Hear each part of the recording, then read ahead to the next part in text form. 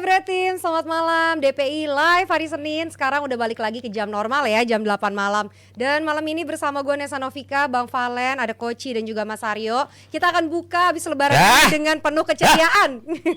Kunaon ini ada yang marah-marah. Kita harus buka dengan keceriaan dong Bang. Termasuk ini ada fans-fansnya Leverkusen seperti di Instagramnya Jebret Media. Banyak banget yang mendadak ngaku-ngaku jadi fansnya Leverkusen. Tuh ya. Jadi kemarin kalau Nesa udah pernah kasih fakta tentang Leverkusen, sekarang Nesa akan kasih fakta lagi ya soal Leverkusen yang Nesa kemarin bilang belum pernah angkat Piala Bundesliga. Jadi kalau dulu istilahnya Leverkusen, sekarang udah berubah jadi Leverkusen. Dengan meraih juara untuk pertama kali, maka Leverkusen jadi klub ke-13 yang menjadi juara Bundesliga. Dan hebatnya lagi, Leverkusen ini masih belum terkalahkan di semua kompetisi musim ini. Ini benar-benar masih sapu bersih ya. Mereka menang 25 kali dan seri 4 kali di Bundesliga musim ini. Masih ada kesempatan buat invisible lah ya.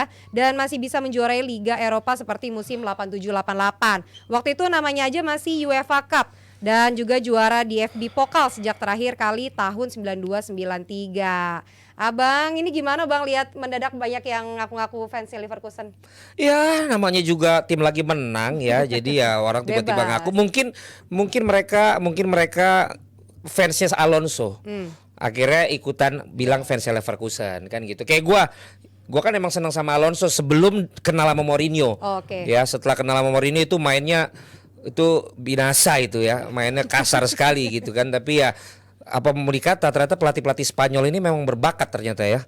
Pep Guardiola, Xavi Alonso, terus kemarin Arteta ya, yang juga wah luar biasa, ngeri sekali. Good evening. Safi Hernandez. Ya kan, tapi ya Mourinho udah pernah bilang loh Alonso itu emang kayak pelatih bagus. Oh, udah pernah bilang begitu. Dulu ya nggak apa-apa. Tapi kan itu kan pemain gue yang bakal jadi pelatih bagus siapa, dia nyebut Alonso. Alonso ya. Ya memang kelihatan lah dari gayanya, dari bagaimana dia tenang, bagaimana dia berpakaian itu mirip-mirip Guardiola gue lihat. Ya tapi nggak tahu kalau itu kan menurut gua. Bagaimana dengan menurut Koci kan nanti kita akan dengar saja. Tapi yang jelas Jebretin kembali lagi di Dewan Politik Indonesia di edisi hari Senin, dan kita tahu bahwa di pertemuan kali ini memang bagaimana ya, ini ada sesuatu yang mengganjal bagi kami semua di sini ya. Dari apa yang terjadi di pertandingan kemarin itu sungguh-sungguh mengenaskan. Tapi apapun itu, sekali lagi gue belum sempat waktu itu DPI ada Aldi ya, minal aidin wal faizin, mohon maaf lahir batin, yang pada nonton sekarang sambil mungkin perjalanan balik ke tempat kalian di Jakarta, Bekasi, Tangerang dan juga sekitarnya. Selamat datang kembali di kota tercinta kalian, dan juga tentunya kalian jangan lupa, walaupun kalian baru datang, baru bagi-bagi uang kepada keluarga kalian, kita juga butuh uang ya. Jadi ada Saweria yang kalian bisa berikan untuk teman-teman produksi dari Jebret Media TV. Ada QR-nya, kalian bisa barcode ya, QR lagi ada barcode-nya, kalian bisa untuk scan dan memberikan yang terbaik tentunya di malam hari ini. Kita mulai dari apa dulu Nes berarti? Kita Leverkusen dulu Bang. Leverkusen dulu. Oke, Koci dan juga Mas Aryo sudah bersiap untuk menemani kita semua malam hari ini. Semua pujian, semua kredit diberikan kepada lebih ke Alonso-nya kalau gue lihat dibandingkan kepada pemain-pemainnya ataupun juga timnya. Dengan segala macam catatan sejarah, belum pernah menang. Mereka menang tanpa terkalahkan dan juga masih menyisakan lebih dari 4 pertandingan ya. Kalau menurut kalian kunci kemenangan dari Leverkusen di Bundesliga ini apa? Ya Alonso, karena dia pada saat masuk dia menyelamatkan Leverkusen dari zona degradasi. Nomor 2 dari bawah ya. Nomor 2 dari bawah, terus masuk melesat ke peringkat 6 ya. Peringkat 6. Dan kalau lihat pemain yang hebat itu siapa sih sebenarnya? Saka. Bahkan Granit Xhaka yang ibarat dibuang dari Arsenal bisa ngikutin. Tapi itu mungkin levelnya Bundesliga ya, bahwa dia bisa survive di situ. Cuman kalau dibilang ya mungkin Florian Wirtz doang yang punya nama lah, yang digadang-gadang akan jadi pemain bintang. Hat-trick ya kemarin ya? Hat-trick. Dan golnya keren juga. Tapi kembali lagi, ini tahun pertama, di tahun kedua harus membuktikan apakah dia bisa. Kalau dia pun tahun kedua nggak juara, minimal dia bisa bersaing sampai hari-hari terakhir. Itu sebuah prestasi, karena kemungkinan besar sebagian dari pemain kayak Frimpong itu akan dijual. Dan kalau lihat Patrick Schick itu kan buangan juga. Pemain kayak apa gitu, ngerti nggak? Jadi pemain yang nggak begitu. Frimpong itu sebelum di Leverkusen nggak dikenal itu. Iya kan? Biasa, iya. Semenjak dia mendadak main 3-4-3 kalau nggak salah ya, terus sebagai tengah bertahan dan menyerang, bermain luar biasa. Jadi ada beberapa nama yang dikenal lah. Ini semua berkat Alonso. Kalau ini semua dibilang karena Alonso. Kalau itu kan yang positifnya gitu. Tapi kalau ditanya ada yang salah di mana Bundesliga kali ini sampai Leverkusen yang akhirnya juara pun Salah di Munchen. beberapa pertandingan masih tersisa gitu loh. Iya, iya. Ya, ini kan kayak Munchen Enggak kayak dulu waktu Leicester kan alasan coach kan yang lain juga jelek. Drop. tim lain drop juga gitu. Apakah ini juga menjadi alasan yang sama menurut lu Mas Aryo? Iya, ya maksudnya cuman kalaupun tim lain drop, tapi sebuah tim bisa manfaatin tim lain drop kan juga patut kita kasih kredit. Dan ini kebetulan bisa dilakukan oleh Leverkusen. Kalau kita lihat kan Guardiola ketika pertama datang ke Munchen pun pekan ke-29 kalau nggak salah dia udah juara juga. Itu kan maksudnya jaraknya juga jauh juga. Ini kali ini dibuat oleh Leverkusen. Cuman spesialnya tadi itu materi pemain hampir semua pemain buangan. Saka, Frimpong, Hofman yang baru dibeli, Boniface, siapa yang tahu sih Boniface diambil dari Union Saint-Gilloise, Nathan Thea diambil dari Burnley. Itu kan pemain-pemain yang tadinya nggak punya nama. Lalu si Eindrich sekarang jadi salah satu personel di lini tengah Jerman juga. Jonathan Tah jadi pemain inti di lini belakang Jerman juga. Jadi dibuat oleh si Alonso menjadi tim yang sangat kompetitif. Tadinya dia kan satu-satu tuh dicari pemainnya mana yang cocok dengan skema gua. Satu-satu berhasil dia kumpulin, akhirnya semuanya kebetulan bisa menjalankan performa dia. Rotasi sering dilakuin, Wirtz kadang-kadang nggak dimainin, yang dimainin Hofman di sisi kanan yang biasanya Wirtz juga dimainin di sisi situ, tapi nggak ngerubah komposisi dari tim itu, nggak ngubah kualitas dari tim itu, dan semuanya bisa manfaatin. Mereka nyiptain 120-an gol kalau nggak salah. Kebobolan nggak nyampe 20 gol. Iya, kebobolan juga nggak nyampe 20 gol. Itu kan suatu bukti bahwa tim ini stabil, bertahannya bagus, transisinya bagus, menyerangnya juga bagus. Dan kebetulan tim-tim lain pun performanya juga nggak lagi bagus, terutama Munchen. Kalau kita lihat Dortmund juga nggak bagus. Dortmund juga lagi nggak bagus, Leipzig juga lagi nggak bagus. Yang tadinya biasanya bisa mengganggu, tapi Ya musim lalu kan Dortmund juga sampai match terakhir tuh. iya, yang harusnya kalau dia menang di kandang juara. Iya. Ternyata kan gagal. bisa. Nah ini ternyata juga nggak bisa. Leipzig juga seperti ya dipikir malah yang menjadi kontender tapi kan ternyata juga drop juga. Bahkan kemarin katanya 7 pemain yang biasa dimainin di partai paling penting kemarin tuh diganti katanya kemarin. Tapi mereka tetap bisa menang dan menangnya sangat besar gitu. Tapi kebiasaan dari khususnya Munchen kan begitu udah juara begitu bagus kan pemain-pemainnya biasanya Dibeli. akan diambil oleh Munchen Iya. atau kemudian dibeli klub lain. Tapi ya, Pandit mengatakan banyak yang bilang bahwa karena Alonso udah statement dia masih satu musim lagi, kemungkinan ini akan menjadi tim yang sama di tahun berikutnya yang lo bilang tahun pembuktian. Lo melihat gimana coach?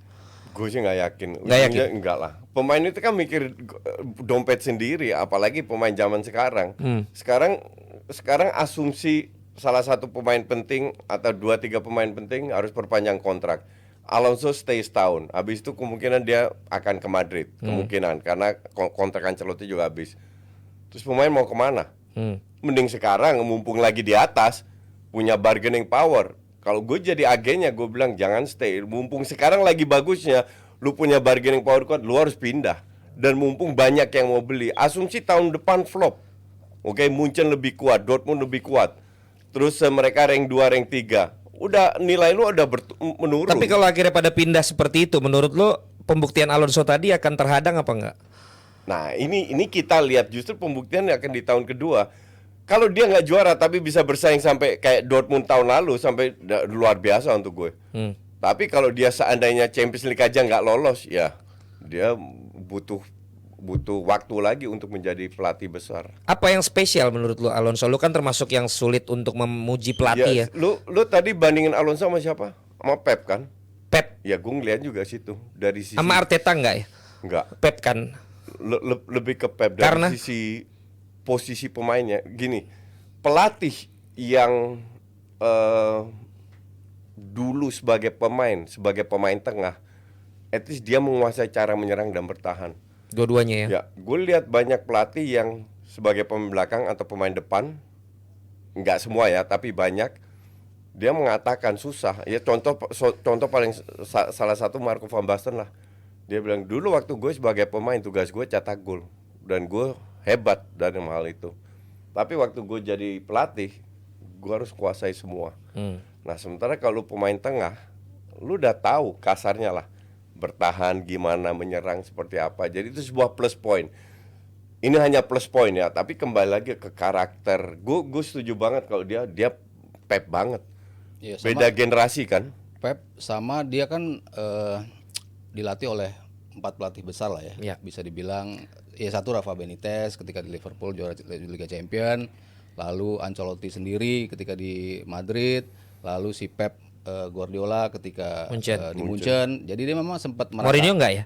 Mourinho juga. Oh, Mourinho. Mas, gue pikir karena ada Justin lu nggak sebut tuh Mourinho. Mourinho di Jadi Madrid 4 juga, Mourinho di Madrid juga. Jadi emang dia bisa menyerap semua yang yang bisa dilakuin oleh pelatih-pelatih itu. Mourinho dengan ya gaya pragmatisnya, pokoknya gimana caranya kita bisa menang. Rafa pun mirip-mirip seperti itu. Ancelotti bisa manfaatin pemain yang nggak bagus tapi jadi bagus. Itu kan gayanya Ancelotti. Dia bisa handle ruang ganti, maksimalin pemainnya. Pep ya dengan gayanya, gaya bermainnya sekarang kan ya mirip Pep. Ball possession, bola-bola pendek, transisi yang bagus, yang kayak gitu-gitu. Jadi dia bisa mengaplikasikan apa yang dia dapat ketika dia menjadi pemain. Jadi dia mengadopsi. Justru itu nggak gampang. Iya, dengan berbagai aliran. Iya, karena banyak pemain juga yang pernah dilatih oleh pelatih besar nggak berhasil juga. Ya berarti kan tergantung Gaya- orangnya gaya- juga kan. iya, Nah makanya gue gaya mau nanya serapnya dulu dia dari jago statement dia. Coach Yasin tadi kepada Jebret Tim, apakah memang kalian setuju kalau mantan pemain yang berada di pemain tengah itu akan lebih berhasil ketika dia menjadi pelatih. Nah coba menurut kalian gimana? Berarti kan memang secara tidak langsung pun Coach Justin ini mengakui Ancelotti juga bagus ya. Sebagai mantan pemain tengah dia di AC Milan, Coach. Gue nggak bilang dia jelek ya, tapi Cuman miskin strategi. Iya, tidak sehebat dengan trofi yang dia raih lah kasarnya. Berarti ini cocoknya Sama kayak orang bilang kalau lu menang lu main hebat, enggak. Berkali-kali gue bilang, ya contoh Liverpool lah. Liverpool sering kali ugly win. Jadi kalau sekarang bilang kurang beruntung, enggak juga. Justru di match sebelumnya lu terlalu beruntung, Ya, banyak keberuntungan. Nanti tahan. Kasarnya begitulah. Tahan. Jadi bukan gue bilang Ancelotti jelek atau karena dia miskin taktik Tapi dengan berarti squad yang dia punya. dia sebagai mantan pemain tengah itu juga yang membuat dia bisa seperti sekarang dong. Ada nilai tambah lah Iya kan? sebagai pemain. Dan menurut gue gue bukan cuma Sama sekedar dia pemain. sebagai kapten, itu penting Iya. juga. Iya, dan menurut gue bukan cuma sekedar pemain tengah sih. Kalau lu lihat ciri antara Guardiola sama si Alonso yang kelihatan tuh mereka tuh tipe pemikir. Emang dia kelihatan pemain mereka, tengah kok harus mikir. Iya. Contoh nggak bukan yang gerasak gerusuk, bukan Oh yang iya. Contoh next yang gue bilang bisa jadi pelatih bagus kalau dia mau jadi pelatih itu Busquets. ya dia yang Itu Busquets. Intelligent. jadi lu puji Iya. kalau dia bakal calon pelatih Dia itu- bagus, Dia bisa jadi pelatih bagus, not Ti- as a player. tidak sebagai pemain. Karena sejarah sudah membuktikan dan kedepannya pelatih hebat itu mayoritas bukan pemain hebat. Pemain bagus ya, tapi bukan pemain hebat. Emang Pep sama Alonso pemain hebat? Kan enggak. Alonso oke lah. Levelnya bagus. Ya bagus, ya, tapi nggak hebat. Pemain hebat ya, Beckenbauer doang. Dan Arteta Iya. juga pemain tengah ya.